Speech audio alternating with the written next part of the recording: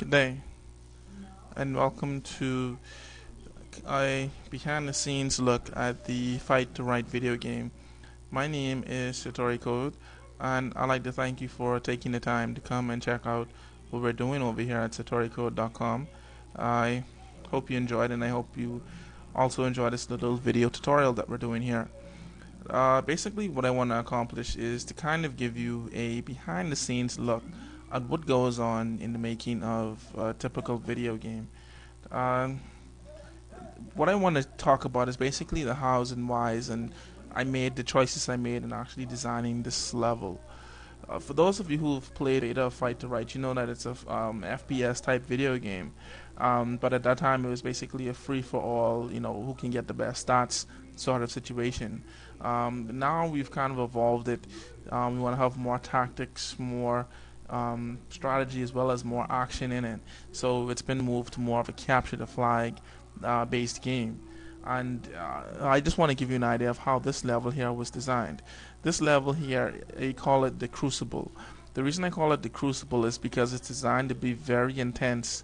It should never let up. There should never be a moment when you're not actively pursuing the flag, carrying the flag, defending the flag, taking out someone who has the flag, engaging an opponent, or being engaged by an opponent. There should always be something going on in this game, always. So the first step towards accomplishing that goal was that the bases had to be relatively close together. Now, the map has total symmetry, so if we look at this as being the red base, the blue base would be on the other side of the map with the exact same geometry.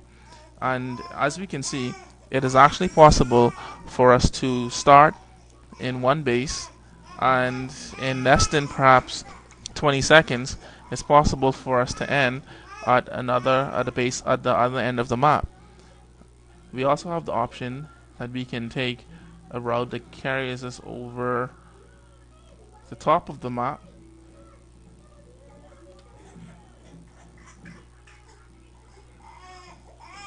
where once again it's possible for us to engage. The enemy's flag. Now, that means that you have to really defend your flag, because it takes literally no time in order for someone to get to your base and capture the flag. It also means that once you have the flag, you basically have to do a mad dash, a mad sprint across the map in order to be successful. Now, while the shortest distance between 2 points is a straight line, which means technically the best choice is probably just to run straight ahead and try and capture your enemy's flag. As you can imagine, most people will probably have men stationed at the entrance to their base, providing suppressive fire so that people can't just come up and capture their flag. What that means that even though this lower level is definitely the shortest route to take to get from one flag to the other, it's also possibly the most dangerous area on the map because of the sheer number of projectiles that will tend to be in the air. Missiles, rocket launchers, grenades, explosions. There'll basically always be something going down here because of the need to protect someone from just coming up and capturing your flag. Now, once you imagine this area here with all of this activity going on and how dangerous it is, you'll see that we add to the drama by placing the most powerful weapons in the game in these chambers here to the bottom of the base. What this means is that in order for you to get the biggest guns, you're going to have to take the biggest risk. But if you do take the risk and you come down here and you get a weapon, you'll have a weapon that's more powerful than what anyone else has who didn't take the chance.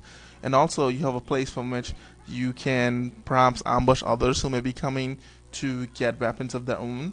Also, where you can assault someone who may be running past this area in order to try and return a flag to the base. It's also possible.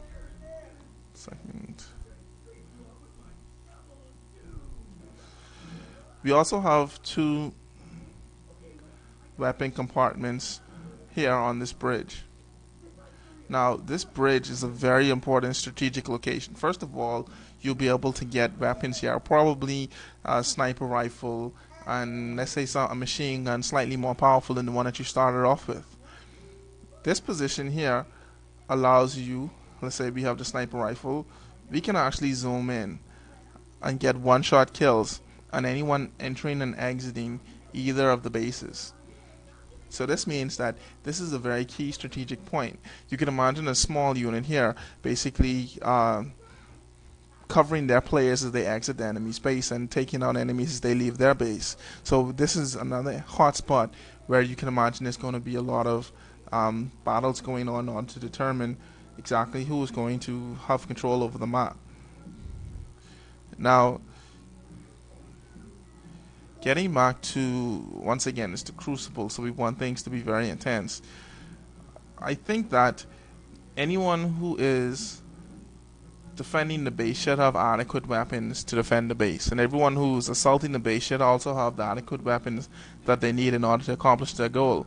So for this reason, to the left and towards the right of both bases, we'll have this area here that, as you can see, we have a sniper rifle currently along with some ammunition, but that will be stockpiled with the kind of weapons you'll want.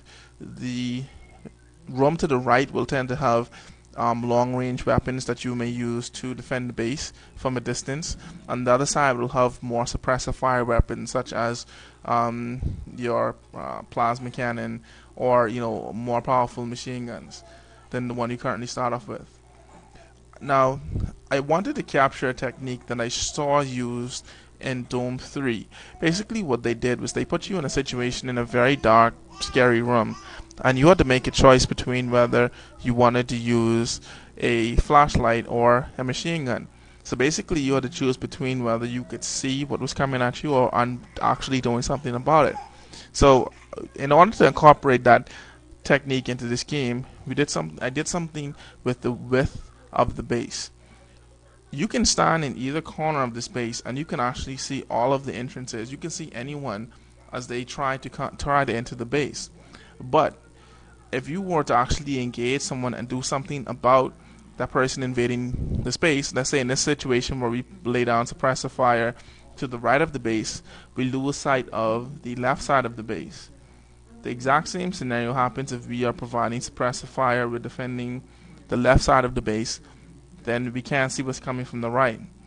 Finally, if we are down here protecting the gauntlet entrance of the base, it's easy for anyone to sneak up behind us and take us out from behind. So as you can see, it basically takes a minimum of 2, but preferably 3 or more people in order to really secure the base.